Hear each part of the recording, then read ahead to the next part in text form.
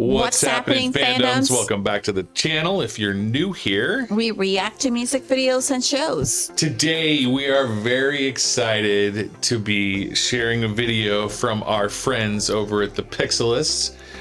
Will, one of the two hosts of the Pixelists, Will and Blake. Will has made a breakdown of Season 2, Episode 1 of the Legends of Vox Machina to show us all the details in the backgrounds and the little things that they hide in there that are fan service, Easter eggs, little things that you can't catch unless you have a super keen eye or if you spend hours scrubbing through the video frame by frame like Will did. So if you're not familiar with the Pixelists, go check them out. We have a link in the description below. They are severely underrated and produce great content. And we would love for you guys to go and check them out. Give them your love and support. Go sub to the Pixelists Podcast on YouTube. And without any further ado, we're going to dive right into this one and find out what we missed. Absolutely. I'm sure there was a lot. I've watched the episodes dozens of times now, and I'm sure there's stuff I'm still missing. So here we go. Hey everybody, welcome back to the Pixelists. I'm Will, and today is a glorious day. Season 2 of The Legend of Vox Machina is finally here, and I could not be more excited. In today's video, we're going to be going over all the details and Easter eggs that you might have missed from episode 1. But before we roll initiative, let me give a quick spoiler warning. Oh yeah, spoilers. There's going to be spoilers. Yeah. He's warning us now, but there's definitely going to be spoilers, probably for every campaign of Critical Role. So if you don't want spoilers, go catch a different video. This one's going to have them. Or watch the episode 1 first before you watch this. Well, I mean, there's going to be spoilers to all parts of all campaigns mixed in here, I'm sure. So this won't just spoil episode 1, although I recommend that you watch the episodes before you watch these. 1, 2, 3. Yeah. So here we go.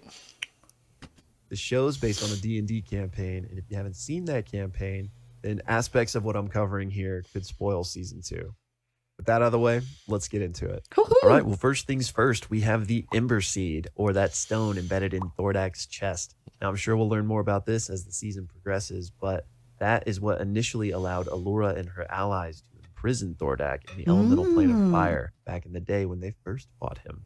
Next up, we've got a couple of familiar faces. These two NPCs in the back here, if you recall, actually showed up in season 1 during the feast at Amon. Oh, now, that's there's actually right. a whole lot of overlap in NPCs between that scene and this one here, which just makes sense. But I'm only going to call attention to these two because they were played by Matt and Marisha, and we actually see their untimely end just a little bit later. So unfortunately, they won't be making it to season 3. Next up, we have Vex's primeval awareness going off. Now, if you recall, this happened in season 1 as well, and it actually happens again a bit later in this episode. But what it is just her ranger ability that lets her sense certain types of creatures when they are nearby. In this case, obviously dragons. Speaking of dragons, let's move on to the main event. But before we do, special shout out to this NPC, who I couldn't help but notice looks like an older, divorced Scanlan that just really let himself go. We salute you. Moving on to the Chroma Conclave. I love the design of these dragons. They all feel beautiful. So unique, and Titmouse just did a fantastic job. So let's take a look at each of them real quick. First up, we've got Raishan, the diseased deceiver, played by Cree Summer, and wielding an absolutely awful poison breath weapon. This is the one that takes out Sovereign Uriel, and he goes quick, but it does seem painful. That's right. You know, bleeding out the eyes and everything. Yeah. But honestly, I would prefer it to this next one, and that is Umbrasyl the Hope Devourer, played by none other than our illustrious DM, Matthew Mercer. Yeah. Now, Umbrasyl is packing the acid breath weapon, and this is the most horrific of them all, the scariest one, I think. It was literally melting people as it rained down from the sky. No thank you. Up next, we have Vorgal, the Frigid Doom, played by none other than Liam O'Brien, a.k.a. our beloved Vax. Now, he has an ice breath weapon Love the picture. It's actually almost equally horrific. People are just like shattering inside of these blocks of ice, and it does not look pleasant. Yeah. And Awful. finally, that leaves us with Thordak, the Cinder King, played by Lance Reddick. What a voice. And packing an absolutely devastating nuclear fire breath weapon. Yeah. Maybe plasma. He kind of goes Godzilla mode. Super This whole Saiyan. sequence was Wow. nothing short of epic. And of course, it was just incredible to see in full glorious animation Thordak level the Cloud Top District and create what will become the future scar of the Cinder King. Alrighty, now that we've properly introduced the band, allow me to backtrack and hit a couple of the details from the siege itself. First and foremost, we have Allura being an absolute badass, casting a few spells during this combat. And quick disclaimer, it's not as if they're sitting in the writer's room with the player's handbook, like, frantically trying to figure out how to perfectly depict magic missile. So I think the spells in the show maybe didn't even have a specific spell, that they were trying to emulate, but it's still fun to guess what it might be, right? So here I think Allura is casting Globe of Invulnerability in order to protect the Sovereign's family and, some of the other members of the Tal'Dorei Council here. Awesome moment, of course. Yeah. And then after this, we have her casting what I believe could be Hold Creature or Hold Monster in order to, try to restrain Umbrasyl. It doesn't work, but it does bring him a little bit closer down to earth. Works which for I a think second. was intentional because then we have Kima coming up for the assist. Using what I guess would be Divine Smite. No, rules lawyers might be telling me, hey, Divine Smite's only melee, dummy. But it's refer to what I just said. And Kima's a paladin, so what's more paladin than Divine Smite? All right, next up we have one of the first major departures from the original campaign. Now, if I sat in this video and talked about every single minute difference between the campaign and this TV show, this video's probably already long runtime would be exponentially longer. So I'm only going to point out changes that are impactful, more than just, for cutting time or, common sense changes, right?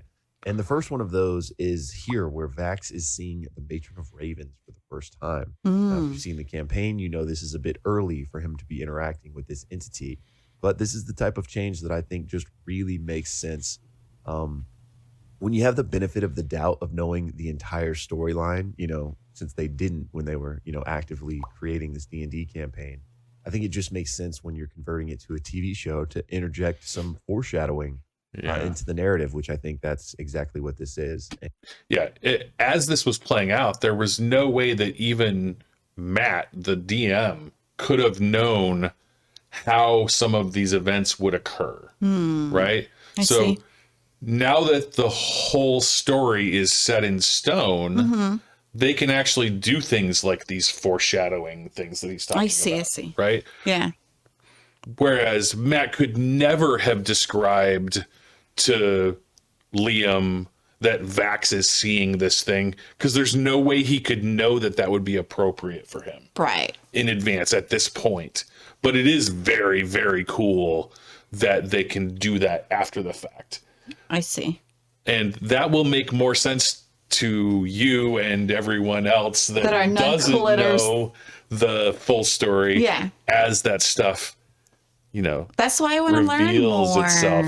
Well, some of this stuff is possibly going to spoil later events in this season, even. It's okay. So you just need to, be Learn. aware that you might get spoiled for stuff that's coming maybe as early as next week. Who knows? We'll see. And I think it's so cool. Again, knowing what we know about the full arc of Vax and his storyline, I think it just makes sense that he might be getting glimpses of her before what we know to occur occurs. Sorry for speaking sort of vaguely. I know I gave a spoiler warning, but I'm sure some people still are going to watch this video. So Like I'll us. still do my best to kind of You're doing good, Will. where I can. Yeah.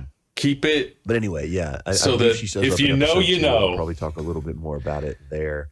But just cool to see here. Next up, we can't have Allura stealing all the spellcaster shine because we've got Gilmore putting his skills on full display as we see him casting what I believe to be barrier, but maybe some sort of just generalized shield spell to block Vorgal's Ice Blast. It's pretty cool. And the cool detail here is that you can see the runes engraved on this barrier, which Gilmore is a rune child in the world of Exandria. So I just thought that was a nice little touch. Next up, we've got the return of the Matt NPC. Now, if you watch my season 1 breakdowns or you're just an eagle-eyed viewer, then you would have noticed this NPC show up in almost, but not every episode of season 1.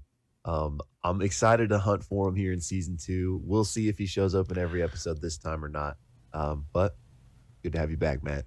Next up, we've got a Raishan scene, and there's a couple interesting things here. First and foremost, I love how they're pivoting Raishan and Keylith against one another specifically. Given what we know to ultimately happen here, I think this is a great dose of foreshadowing, just like with the Matron of Ravens.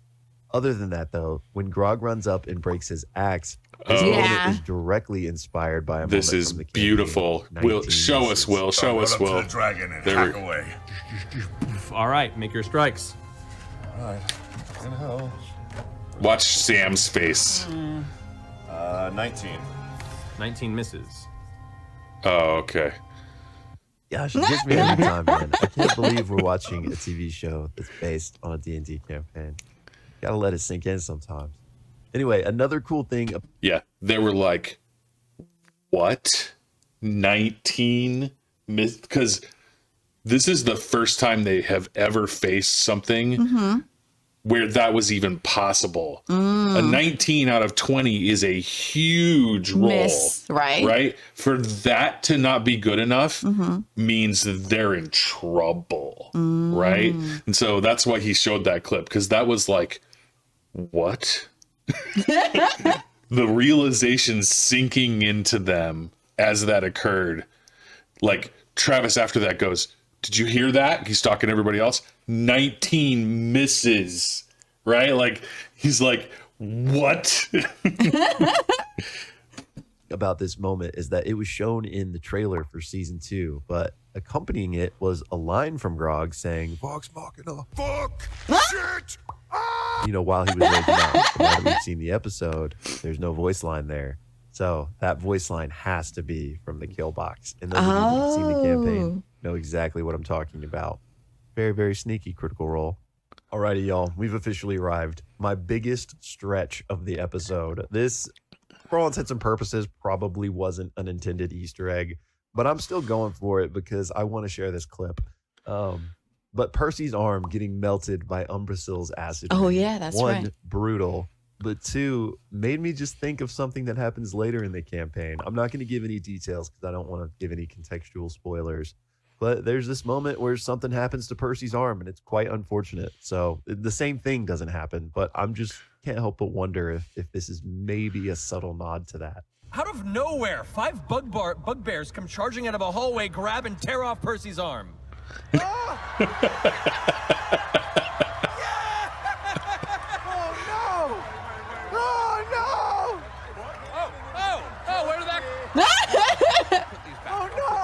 See, wasn't that fun to include?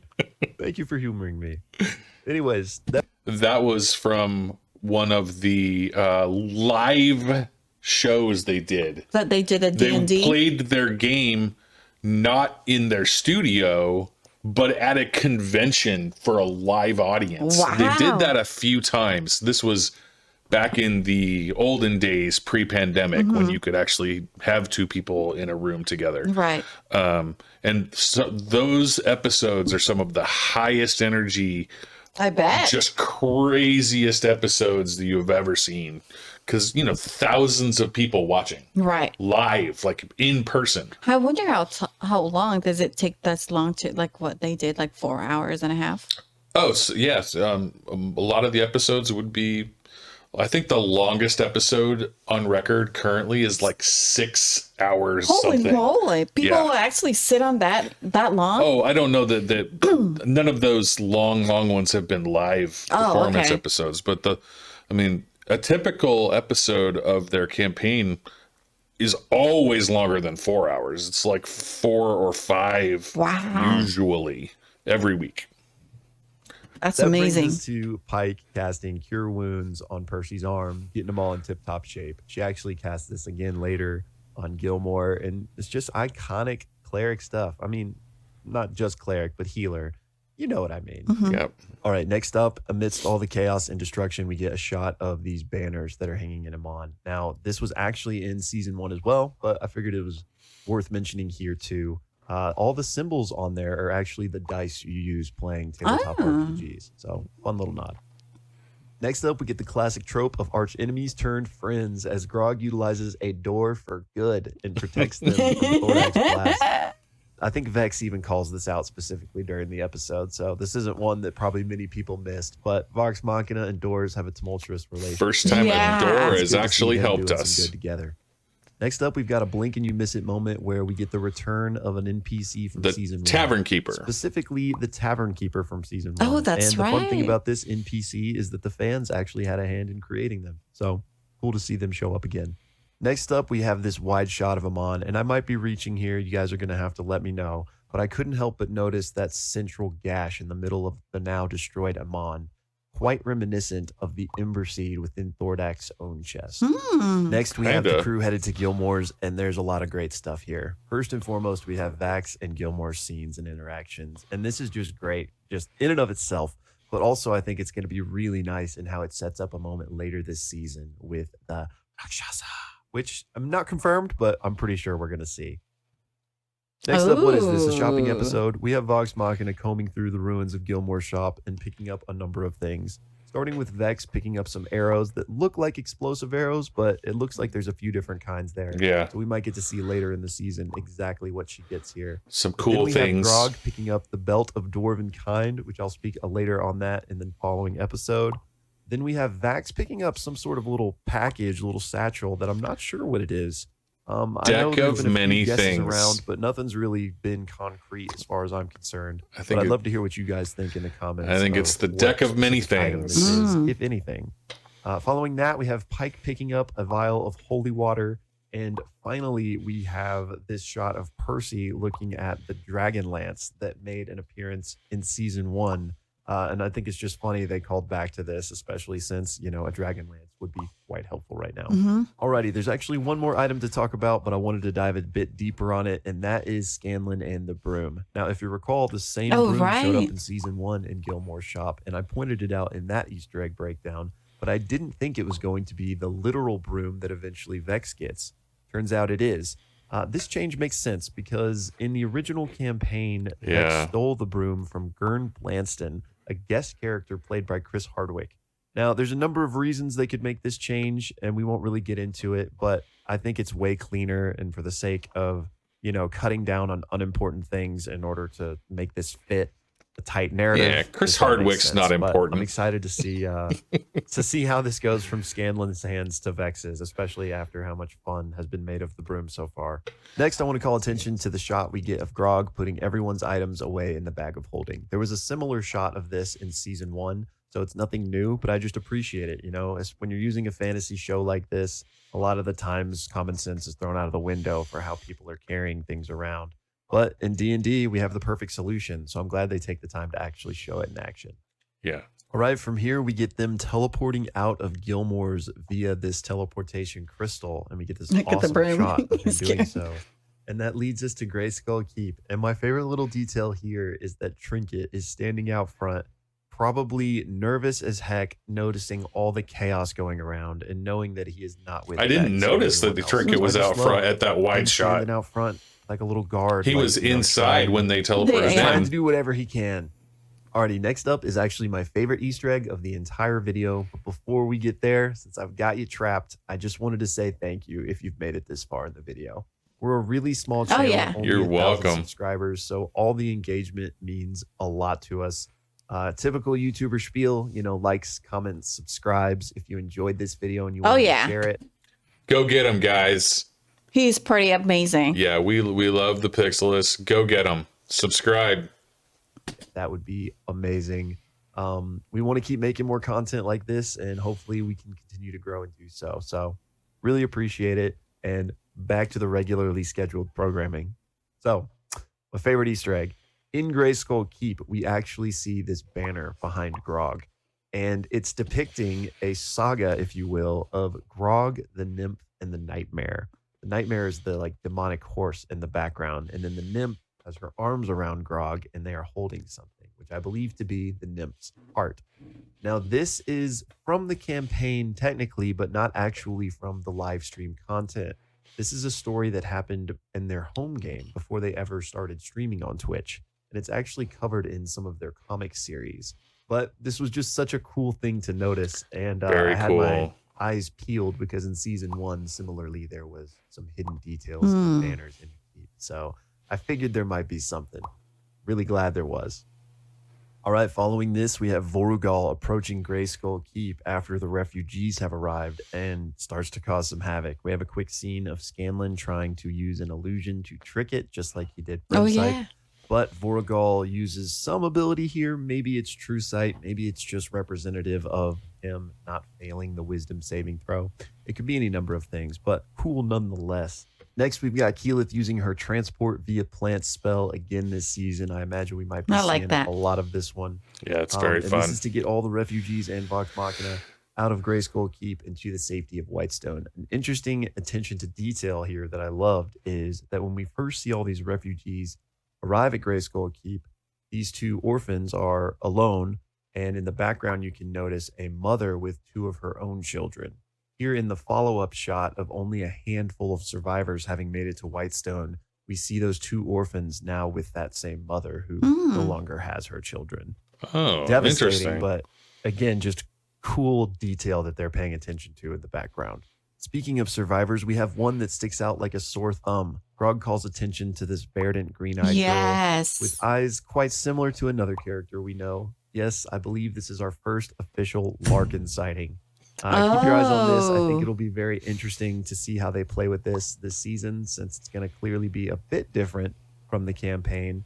And I'll speak more on this in future episodes. And of course, you know I had to give a special shout out to my boy Ruidus here. If you're watching Campaign 3, then I'm sure your eyes perked up when you saw this as well. And if you are watching Campaign 3, we put out a podcast every week discussing the There latest are episodes. 2 So we'd moons. love for you to come on that journey. Rhodus is the This next second scene starts with a smaller map, and red there's just a fun moon. couple of details here. On the map, we can see Westerin, which is the city in a way where Vox Machina began. That is the first proper city that they went to in their home campaign of D&D before ever becoming a Twitch stream. And then a bit to the north, we have Craghammer, which is where the Twitch stream picks up. So it's kind of fun to see both of those cities given a little bit of a shout out there. And next we have them gathered around this table, talking about what the next move should be. And like I said, gathered around a table, they all have drinks, and there are technically mini figures on the table. So to me, Yeah. this screams D&D, whether an intentional illusion or not, you tell me. But this is also a good chance to talk about Scanlan. As he jumps up on the table here, he's just voicing his concerns and his hesitancies about fighting these dragons at all. And there's been a few moments of characters kind of dismissing Scanlan, and we'll talk more about this in later episodes. Yep. But I think all of this is just some great seeds being planted for what's ultimately to come in the Bard's Lament, for those of you that have seen Campaign 1. I don't think we'll be getting that this season, but all the better to be planting it right now. And of course, what's fun here is that this is another one of those things where, because they know how the full story plays out, they can and need to, really, for the story to make sense to people in this shortened format, they have to plant these seeds of things that are going to pay off much, much, much, much later. Right. Right. And that's what he's talking about, is some events in Scanlan's history, his full story, that you really need to have some of these things happen now. So they're going to tell us the story. They're going to tell us about the story on Scanlan now, because last time it was Percy. We'll see bits of every character's story. Oh, cool. Here, I'm sure, during this season. we had Vex and Vex. Yeah, we've this seen time. quite a bit of Vex and Vax. I'm sure we're going to see a little bit of everybody. I know we're going to see some significant pieces of Grog's backstory. Yes. And I know we're going to see more of Vex and Vax's backstory. Probably some of Keylith. And we'll see what else we get. But they have to plant these little tiny details that all lead up over the long term. Maybe season 3, maybe even farther than that. What about the other guy? The two Kazan and Cash and Zara? Yeah. Well, That's they're not even probably in this episode, but It's just a thought. the relationship that Vox Machina develops with them will be important, because they come back into the story multiple times over the course of the full campaign. Okay. So That's fair. yeah, they'll have to develop something of a tighter relationship with them. having seen 1, 2, and 3, we know that it's a little bit rocky to start with, right? Because they're not very friendly right now. Right. We'll have to figure out how they, solidify that relationship. So, and who gets him out of this? Well, partly Grog and the rest of Vox Machina, but it's the 2 orphans that are, enamored with Vox Machina for having slain the dragons. And what's funny is these characters are voiced by Sam's real life children. Oh. And finally, for the last Easter egg of this That's episode, pretty cool. We have Pike running through the transport via Plant's portal saying, "Last one there is a troll's dick," which this dates back to the very first episode of Campaign 1, where the party apparently had a troll's dick in their bag of holding. And obviously this was from some shenanigans pre-stream, but it's a recurring joke that's, survived here 7-8 years later. So because put a smile on my face. They found a troll dick and got a glimpse of the troll's dick, presumably season 2, in season 1 as well. So season maybe 1 this is something that will remember? show up every Oh, season. yeah, Is this a troll dick? Alrighty, y'all. That's going to do it for episode 1 of season 2 of The Legend of Vox Machina. I'm going to dive into the other episodes now, and hopefully I'll have them up in the next day or so. But I appreciate you sticking with me this far. I've been Will with the Pixelists, and I hope to see you soon. No, we actually got rid of the troll deck. Should we trade the troll dick for something? I thought we used it as a I weapon. offered it up, and by that time it had turned into a slimy. Ew, Val. It was still I thought impressive. we threw it at somebody. Oh, wow. Good job, Will. Yeah, that's pretty cool. I learned a lot today. There were some really good details in there. I especially liked his favorite one, the banner. Yeah. That's a legend within the legend, because even the critter community only knows about that because of stories that were told about it happening. Because it didn't happen on screen. It happened before they started, because their campaign started as a home game. They played for a couple of years before they ever started broadcasting it. Oh, wow. So when the very first episode of Critical Role as an actual play event was 2 years into a campaign. Right. They had been living in these characters for a very long time already. Oh, wow. Before they even started showing everybody else, right? And so sometimes you hear about things that happened before, Right. and so those are like legendary stories in that way. Kind of fun. But very good job, Will. I really enjoyed it. Enjoyed the breakdown. There were definitely things that I missed. I very much missed that Trinket was standing in the courtyard in that wide shot of the keep. I did not see him. I know that he was waiting for them when they arrived by teleport. So I know he was in the keep, but I didn't see him as standing outside, guarding the keep. That's very cool. We're going to get a lot more of Trinket this season than we got in season 1. Ooh. Definitely. He's already got a kill in, in episode 2, right? Don't ruin it for them. I'm sure everybody that's Spoiler watching this alerts. has watched all 3 of the first episodes. And we warned you, there were spoilers. So we're definitely going to get a lot more of Trinket. And it's very exciting because everybody loves Trinket. Yeah. Except for He gets Scanlan. left behind. Scanlan hates Trinket, and Sam Riegel, the guy who plays Scanlan, pretends that he hates Trinket. Maybe he actually does, but... Well, thank you again for tuning into our channel. Don't forget to give your love and support to the Pixelists. Yeah, the Pixelists Podcast on YouTube. You can find them youtube.com/Pixelists. And we'll have a link in the description. And thank you again for your love and support to our channel. We really appreciate you guys for your suggestions and your recommendations. Please keep them coming. Thank you again, and see you in the next video.